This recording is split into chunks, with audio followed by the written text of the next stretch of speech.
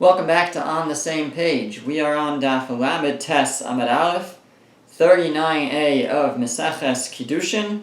We're starting from about 20 lines down the page. The first word on the line is Eliezer. And at the end of that line it says, Amar Rabbi Asi, Amar Rabbi Yochanan. Rabbi Asi said in the name of Rabbi Yochanan, Arla b'chutz la'aretz halacha l'Moshe miSinai.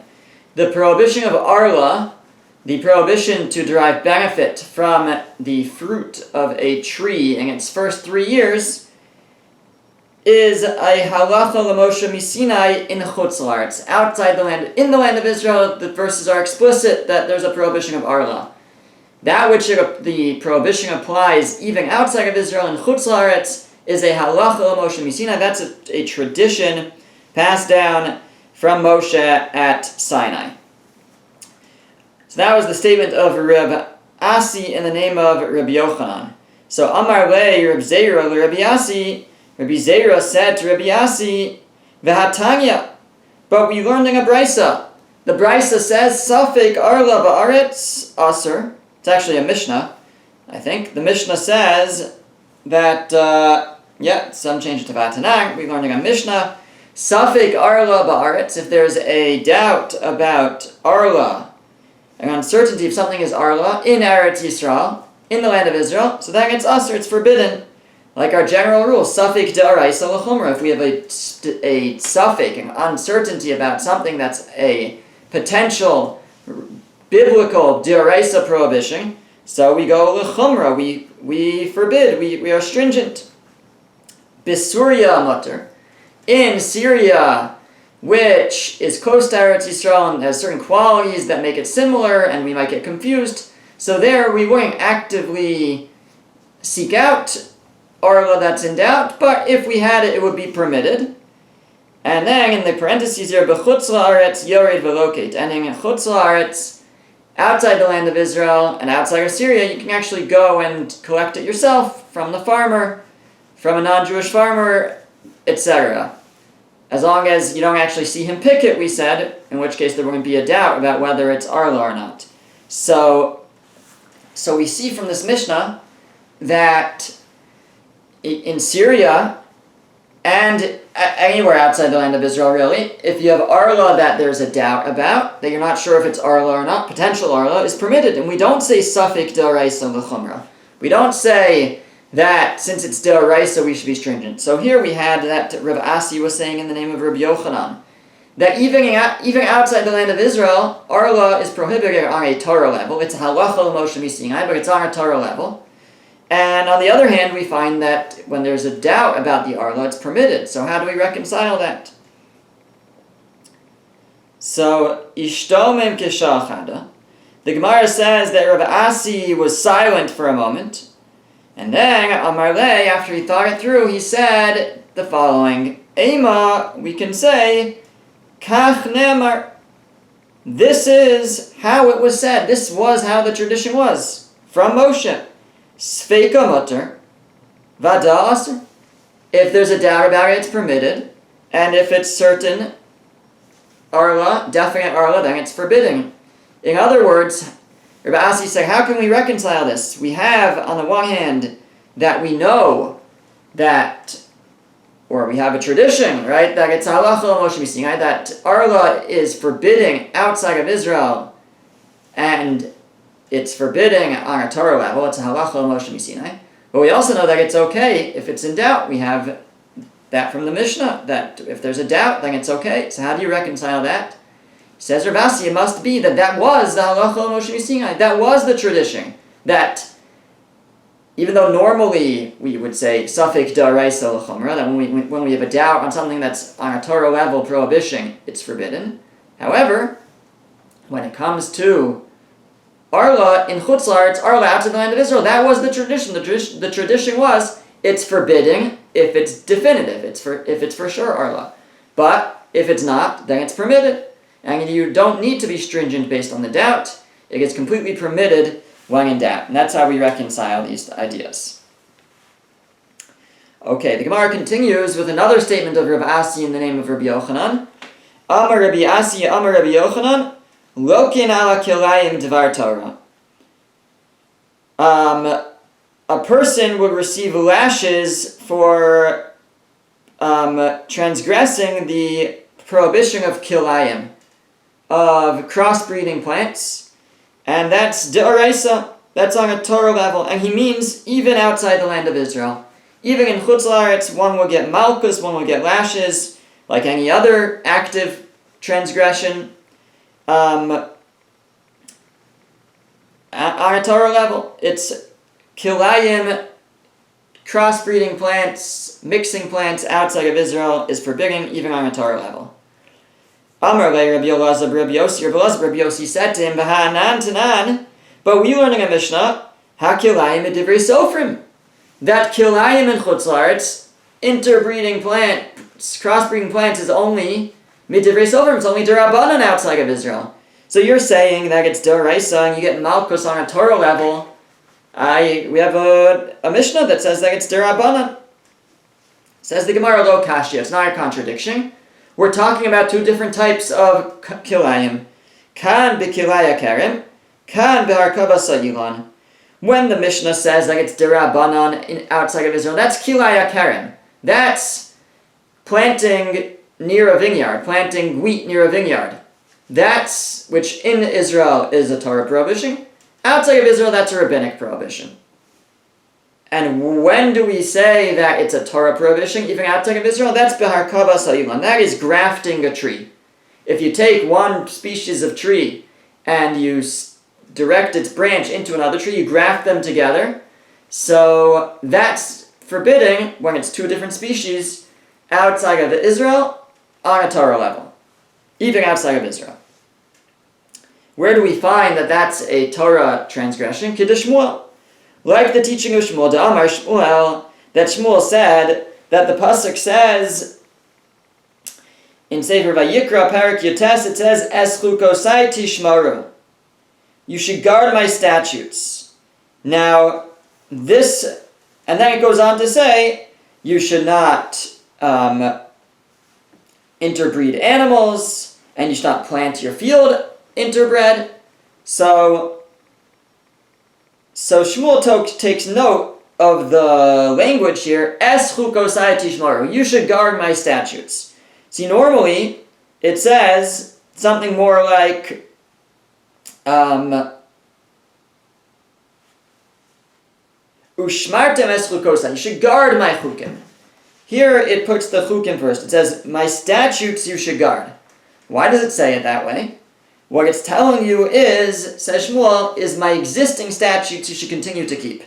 Chukim shechakakti lecha kvar, the statutes that I already carved out for you, you should continue to keep. Meaning that, according to Shmuel, these prohibitions that follow in this verse apply even to non-Jews, even to Bnei Noach, even before the Torah was given. And what are they? Behem tuchalos arbia kilayim, do not crossbreed animals. Sadcha lo sizra kilayim, and don't plant your field with kilayim, with crossbreeding. And the Torah is saying, those statutes that I already established, you should continue to keep. And we learn from the juxtaposition of these two prohibitions together that we're to learn one from the other. The prohibition of crossbreeding animals to crossbreeding plants. Ma behemtecha beharva'a, just like the prohibition of crossbreeding animals involves actual contact. That's how you have to crossbreed animals. So too, afsadcha beharkava. So too, the prohibition referred to in this verse, with regards to interbreeding plants, is harkava, is grafting. Specifically where they come in touch, not where you plant two things separate and they kind of mingle under the ground. We're talking about grafting, where you actually take a branch and stick it into another one. That's the prohibition that this pasuk is referring to. Uma behemtecha noeg bein ba'aretz bein b'chutz la'aretz. And just like the prohibition of not crossbreeding animals applies both in Israel and outside of Israel, because it's not an agricultural law, it's not nothing to do with the land, so it applies even outside of Israel. So afsadcha noeg bein ba'aretz bein b'chutz la'aretz. So too, this prohibition referred to in this verse, with regards to crossbreeding a field, also applies even outside of Israel. And we said that refers to grafting, where there's actual contact. So that's how we know that the prohibition to graft different plants together, different species of plants together, applies even outside of Israel, right? Because we're saying we learn from animals that grafting also applies outside of Israel, and we see it's a Torah prohibition. We're learning this from a verse. So even outside of Israel, it applies on a Torah level. Ask the Gemara about Aksiv Sadcha. So why does the verse say your field? Your field implies like your inheritance, the land of Israel. That's where this applies. Sadchalos, it doesn't say Sadeh, a field, don't plant kilayim. It says your field, don't plant kilayim, don't interbreed. So it sounds like it's specific to the land of Israel. Explains the Gemara, no, the reason why it says your field is for a different point. That is to exclude the prohibition of planting seeds near each other that will mingle does not apply outside of Israel. So we're kind of getting two things out of one clause here in the verse. It says, Sadcha lo sazria kilayim. Your field, don't plant kilayim. Lo sazria. Don't plant. There's a prohibition to plant kilayim on your field. And that means even laying down seeds. That is on Sadcha. That's on your field. But not, your inheritance in the land of Israel. But not on a field outside of Israel. So the prohibition, on a Torah level at least, and we'll see even on rabbinic, but of putting seeds near each other that will interbreed is only in the land of Israel, not outside of Israel. However, we're also getting from this verse that there's a type of kilayim, of crossbreeding plants, that we are to learn from crossbreeding animals to apply it to plants. It's of a similar type, which is what? Which is grafting. And we're to learn from crossbreeding animals that this type also applies outside the land of Israel. And we learn from there that grafting is forbidding even outside of Israel on a Torah level. Again, grafting of two different species. If it would be the same species, it would be okay. The Gemara says, Rav Chanan of Rav Anan havu shakli va'azli be'orcha. Rav Chanan and Rav Anan were going on the way. They saw a certain person, a man, and he was planting seeds together, different kinds of seeds together. This was outside of Israel.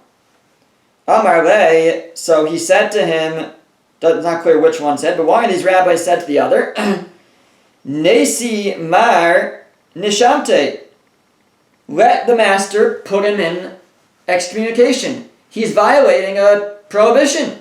This man is planting different kinds of seeds together. He should be put in cherem, in shamta. He should be excommunicated.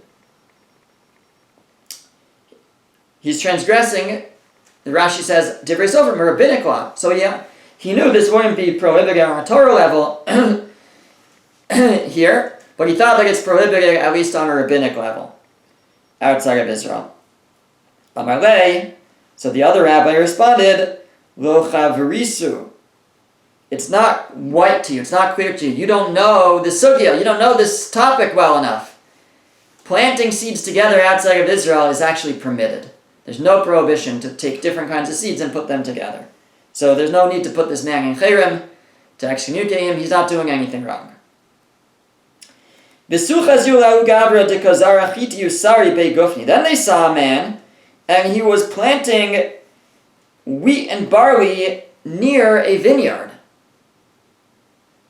So that's this other type of kilayim, which is planting wheat near a vineyard. That's a different level of kilayim. So again, Amar le, he said to him, the one rabbi said to the other, Nesi mar nishamte, we should put this man in cherem. We should excommunicate him. He's violating a prohibition, at least a rabbinic prohibition, by planting wheat and barley near a vineyard. Which he's saying would apply even rabbinically, at least it will apply on a derabanan level outside of Israel. Amar le, so again the other rabbi responded, Lo tzaharisu. Again, this is like a language of like light. You're not enlightened about this. You don't know the halacha. He's not doing anything wrong. Lo kaimu like Rabbi Yoshia. Don't we rule like Rabbi Yoshia de Amar, who says, ad sheyizra chita usaora v'chartzan v'mapolas yad.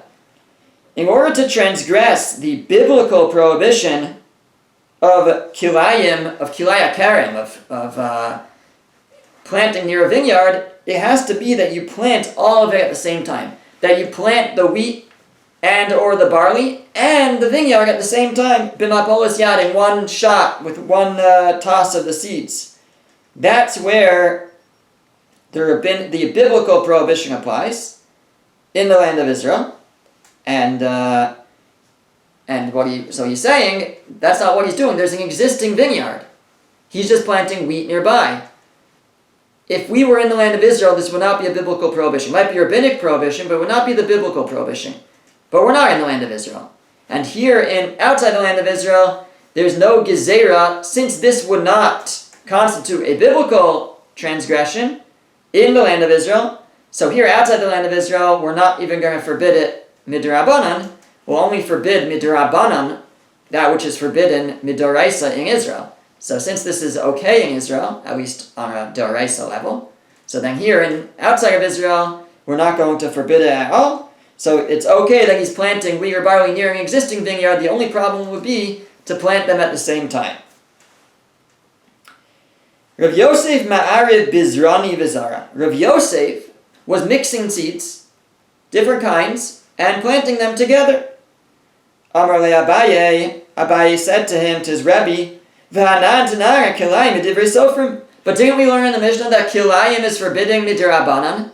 How can you take different kinds of seeds and plant them together?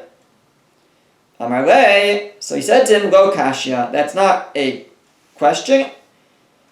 Kan b'kilaya kerim, kan b'kilaya zrayim. The rabbinic prohibition is planting of kilaya karim, by a vineyard. That's the rabbinic prohibition. But here, this is mixing seeds. There's no rabbinic prohibition outside of Israel. Kilaya karim diba aretz asurim bahana. When it comes to kilaya karim, if a person were to plant a wheat field and a vineyard right next to each other, perhaps only the way that Rabbi Yoshia said is forbidden, you do them at the same time, but if a person did that, so then, not only is it forbidden to do so, you're not allowed to derive any benefit from the product of that planting.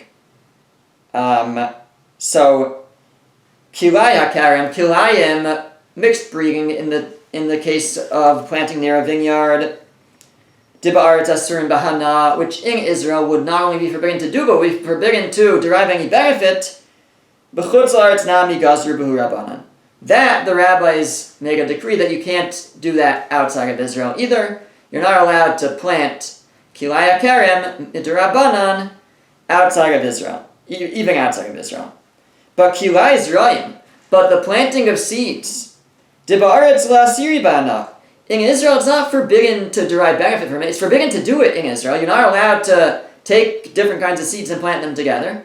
But if you did, or if somebody did, you're allowed to benefit from the plants. So therefore, since it's not forbidden to benefit from, so it's a lesser prohibition.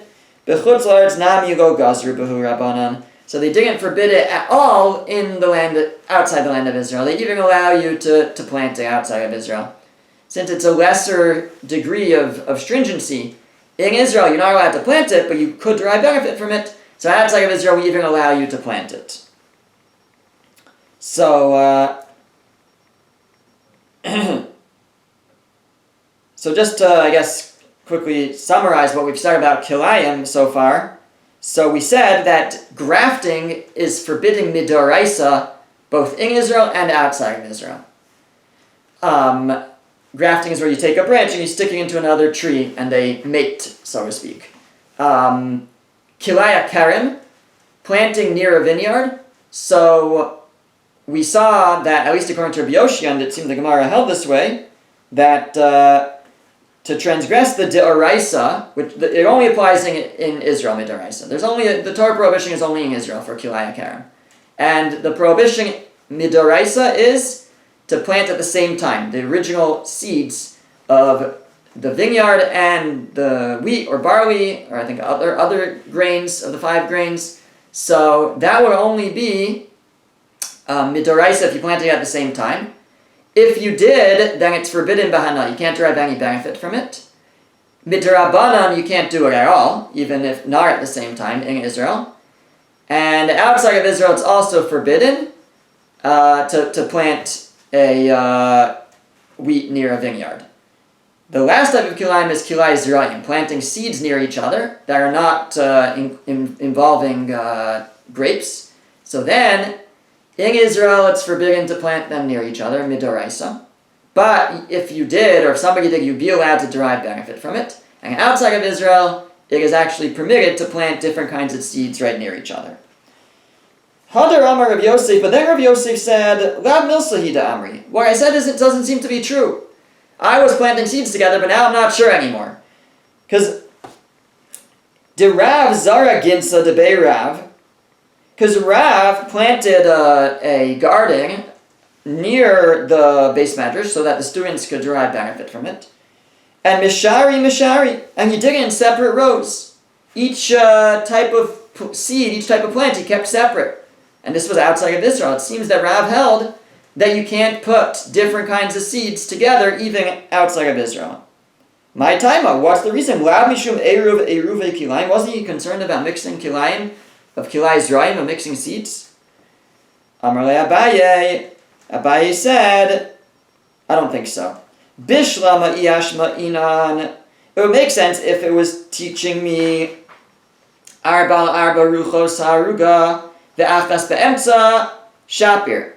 If he had planted it in this way that's described in, I think, in the Mishnayos in Kilayim, where you kind of plant them on like the 4 corners of the patch, then you have one in the middle, and they're separated in a very specific way that is permitted for Kilayim. But they're like still near each other, but it's in a way that the Mishnah allows, and it's not a problem of interbreeding, of crossbreeding them. So then, yeah, I would say that if he did that, the concern was clearly kilayim, and he did it in a specific way that it's permitted to be done. Elahacha mishumnai. But here where he kept it separate and he put nice separate rows, that was for the beauty of it, so it would look nice, so it wouldn't be all mixed up. That's why he did it. Ve'inami, or alternatively, mishum tircha de shamahi. He did it to save the shamish, the servant, the sharecropper, from the tirda, from the trouble of always having to find each plant. This way everything was organized. He knew the tomatoes were here and the cucumbers were here, etc. And that way it would be easy to find what he was looking for. So Abaye says, no, the fact that Rav kept the different plants separate was not because he was concerned about kilayim. There's no problem of kilay zra'im, of planting different seeds near each other outside the land of Israel. And the reason why he kept the different kinds separate was either just to make it look nice, or because of to save the shamish, the servant, the tircha, the bother of having to always find each item mixed in with the other ones. This way it was organized and separate. Yimir Hashem, next week we will start the next Mishnah.